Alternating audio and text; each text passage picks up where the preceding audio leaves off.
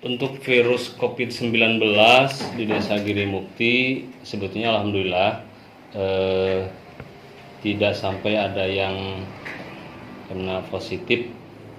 Mungkin pertama berkat kerjasama antara pemerintah desa, tokoh agama, tokoh masyarakat, kemudian ahli medis, dan juga mungkin semua elemen masyarakat, sehingga apa yang disosialisasikan baik oleh pihak medis, bidan desa, menteri kesehatan atau pemerintah desa, bahkan para alim ulama, alhamdulillah masyarakat bisa mematuhi dan mengikuti alur apa yang disarankan, apa yang disampaikan kepada masyarakat, sehingga sampai saat ini alhamdulillah, dan mudah-mudahan untuk selamanya tidak pernah terjadi untuk di Girimukti ada pasien yang positif. Mudah-mudahan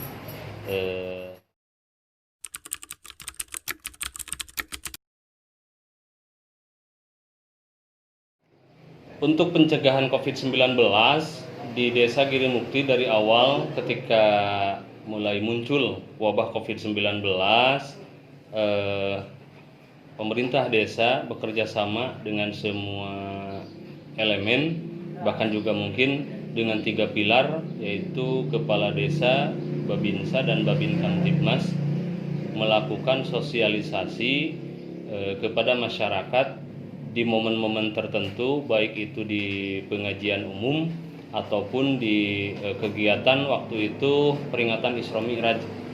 Dan juga selain daripada itu sesuai dengan arahan dari pemerintah, karena memang pada waktu di awal Maret dan April saking gencar-gencarnya wabah COVID-19, sehingga pemerintah desa pun diinstruksikan mungkin dari pusat, langsung dari pemerintah pusat, untuk pencegahan COVID-19, yaitu sampai harus menganggarkan penanganan wabah COVID tersebut, sehingga ada penyemprotan, kegiatan penyemprotan disinfektan. Yang pertama yang jadi sasaran adalah sarana umum, sarana ibadah, masjid-masjid, musola, kemudian madrasah, dan sampai ke lingkungan, ke rumah-rumah warga. Mungkin itu untuk penanganan dan pencegahan COVID-19 yang dilaksanakan di Desa Girimukti.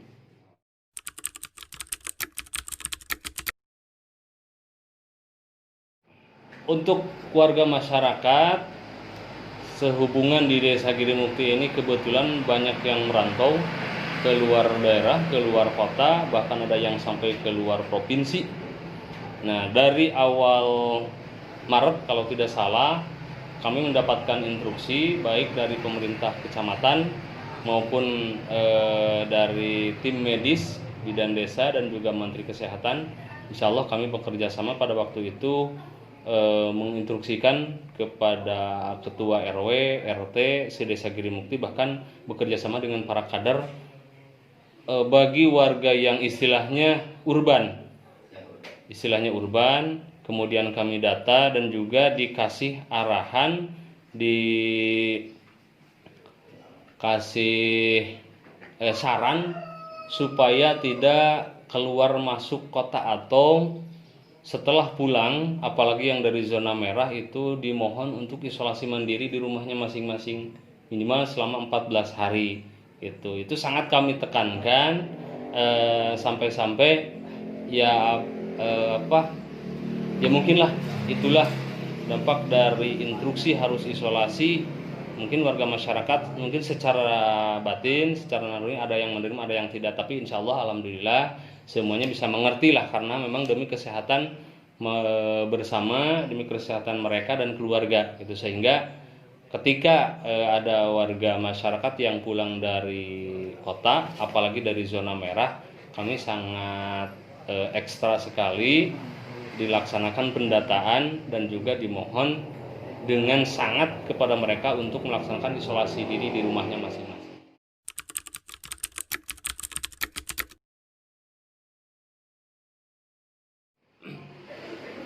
Waktu pertama itu kan jumlah ODP ada sejumlah 11 orang ya Pak? 11 orang. 11 orang. 11 orang. Alhamdulillah itu di Desa Girimukti tidak ada yang positif. Sampai sekarang ini udah pada sembuh gitu. Pemeriksaan swab, pemeriksaan tes ini atau sadayana di Puskesmas Cibatu. Jadi yang ODP ada 11 sih Pak. Ya ada 11 orang. PDP kosong. kosong.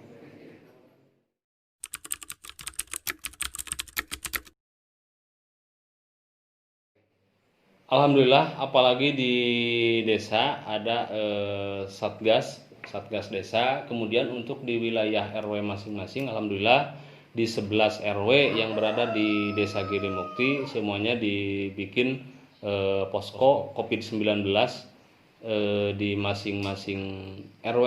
Jadi alhamdulillah untuk penanganan COVID-19 Desa Girimukti sampai ke tingkat RW dibikin satgas dan juga dibikin posko sesuai dengan aturan dan protokol yang disarankan oleh pemerintah.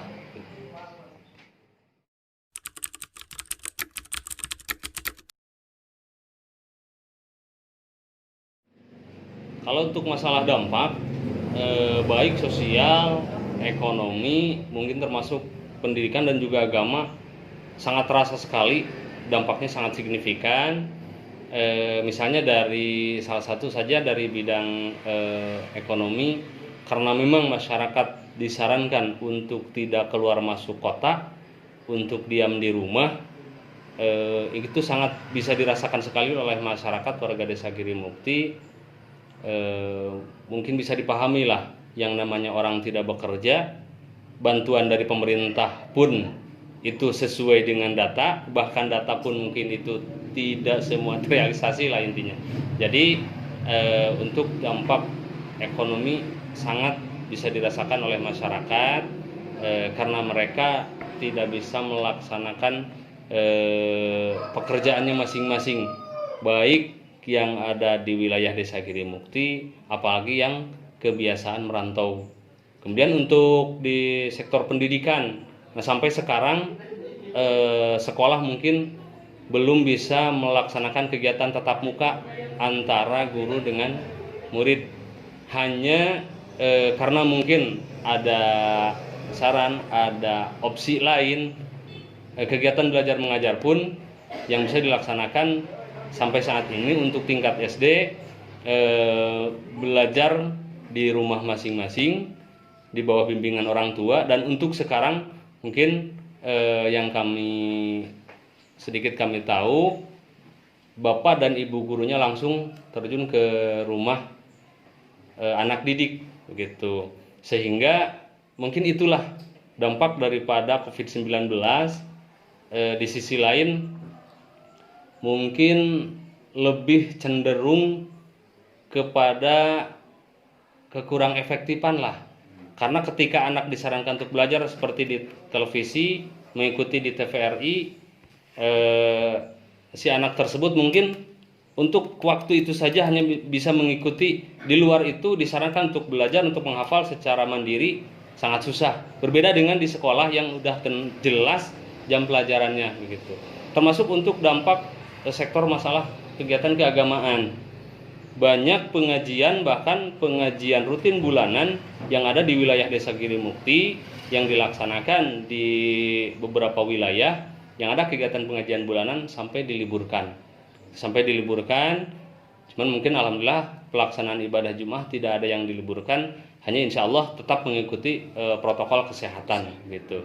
Bahkan sampai kegiatan-kegiatan keagamaan termasuk kegiatan pernikahan banyak yang dipending. Itu mungkin dampak daripada COVID-19 yang berkaitan dengan sektor ekonomi, dengan sektor pendidikan dan juga sektor keagamaan. Sangat terasa sekali dan sangat signifikan sekali.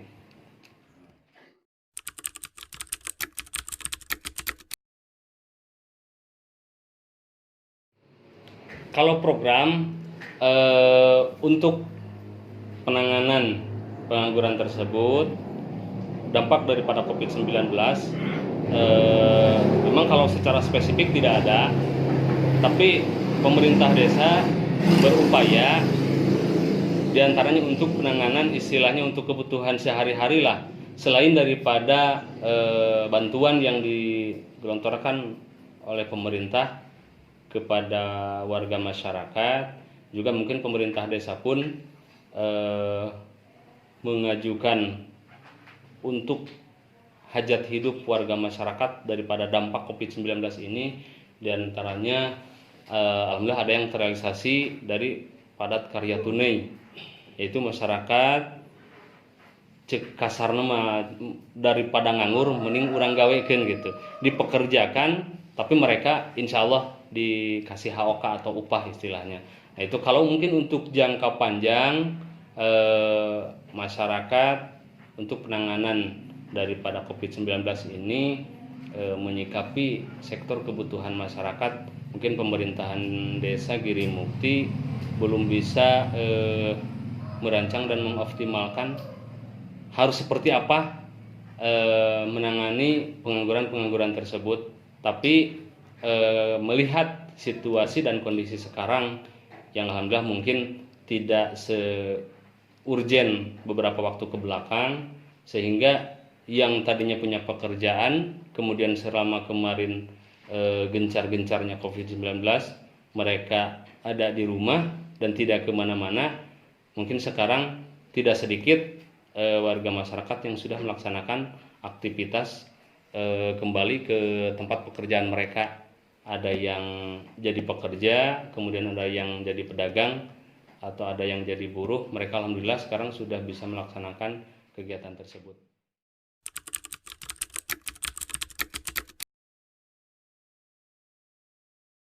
Tentang COVID ini, mungkin pesan dan juga kesan dan juga harapan dari kami atas nama pemerintahan Desa Giri Mukti.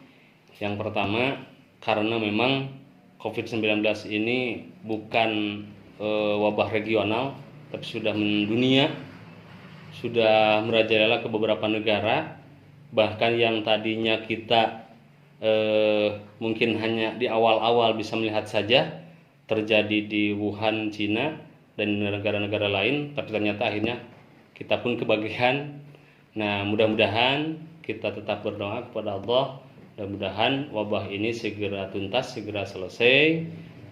Karena memang kesan di balik wabah ini yang tadi dampak beberapa sektor, baik ekonomi, sosial, pendidikan, agama, bahkan semua sektor kebagian. Makanya kita berharap mudah-mudahan dampak daripada COVID-19 ini, kemudian wabah COVID-19 ini bisa segera teratasi.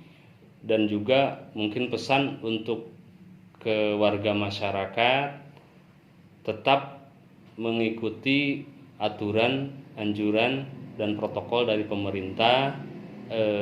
Jangan ada kesan bahwa itu ada terjadi di daerah yang lain, minimal di desa lain atau di kecamatan lain. Kita tetap wajib ihtiyat, wajib waspada dan hati-hati, karena memang wabah tersebut tidak nampak kelihatan oleh mata telanjang kita. Makanya tetap harus berhati-hati, berwaspada, kita ikuti protokol kesehatan dari pemerintah.